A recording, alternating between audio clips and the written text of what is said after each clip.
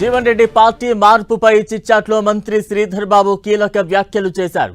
జీవన్ రెడ్డి తమ సీనియర్ నాయకుడని, కష్టకాలంలో పార్టీకి జీవన్ రెడ్డి అండగా ఉన్నారని అన్నారు. టీపీసీసీ చీఫ్ మహేష్ గౌడ్ జీవన్ రెడ్డితో మాట్లాడతారని, తాను కూడా జీవన్ రెడ్డితో మాట్లాడతారని చెప్పారు.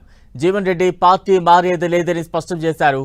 అటు పీసీసీ అధ్యక్షులుగా ఎవరు ఉండాలనేది ఏఐసీసీ నిర్ణయిస్తుందని, నామినేటెడ్ పదవుల భర్తీపై హైకమాండ్ కసరత్తు చేస్తోందని చెప్పారు.